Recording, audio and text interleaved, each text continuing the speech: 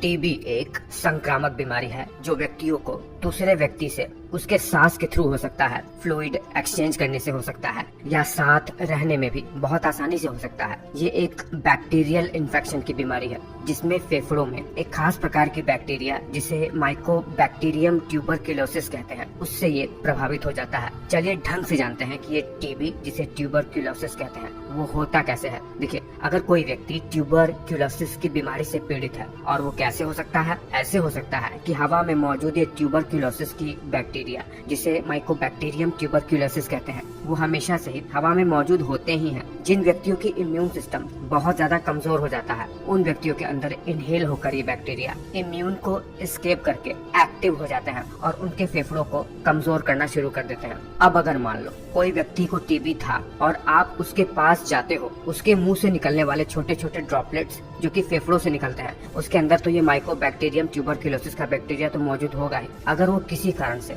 आपके अंदर चला गया, आपके फेफड़ों के अंदर, तब क्या होगा। देखिए, फेफड़ों में जाते ही इस बैक्टीरिया का सामना आपके इम्यून सिस्टम से होगा। इम्यून सिस्टम के सबसे प्रमुख सेल मैक्रोफेज से। मैक्रोफेज इन सारे के सारे बैक्टीरिया को जो कि फेफड़ों के अंदर ट्रैप रहते हैं, जो कि बाहर से आ गए हैं, उन्हें चारों तरफ से घेर लेता है, एक ग्रैन्युलोमा बना लेता है। मतलब बैक्टीरिया आपके अंदर तो आ जाएगा लेकिन वो आपका कुछ बिगाड़ नहीं पाएगा क्योंकि बैक्टीरिया को पूरी तरीके से मैक्रोफेज घेर लेगा। इम्यून अपना काम तो करेगा ही। और इस स्टेट को जिसमें बैक्टीरिया आपके अंदर तो है लेकिन वो कुछ कर नहीं पा रहा है उसे डोरमेंट स्टेट कहते हैं, इनएक्टिव स्टेट। कहने का मतलब है कि इसमें बैक्टीरिया इनएक्टिव स्टेट में रहेगा, कुछ करेगा नहीं। अब मान लो किसी भी तरीके से आपके अंदर का इम्यून सिस्टम कमजोर हो गया, जैसे आपको HIV हो गया, न्यूट्रिशन की कमी हो गई, कोई भी अलग तरीके की जो मेडिकल कंडीशन है उसके कारण से अगर आपका इम्यून कमजोर हो गया तो सबसे पहले इम्यून सिस्टम कमजोर होने की वजह से ये जो मैक्रोफेज इनके चारों ओर ग्रैन्युलोमा बनाया था इसे बैक्टीरिया तोड़ देगा। ये बैक्टीरिया अपनी संख्या बढ़ाने लगेगा तोड़ के और लंग्स में धीरे धीरे फैलने लगेगा।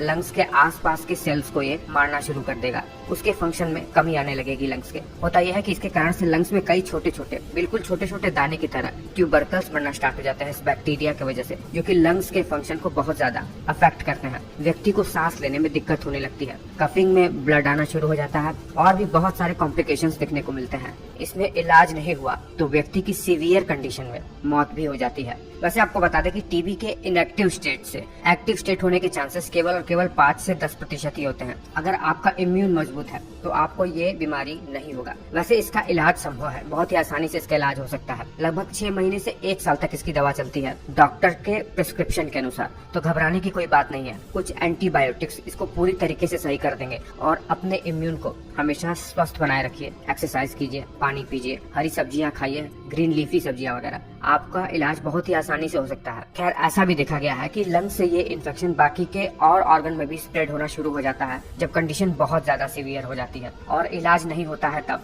मैं उम्मीद कर रहा हूँ कि ये वीडियो आपको जरूर पसंद आया होगा।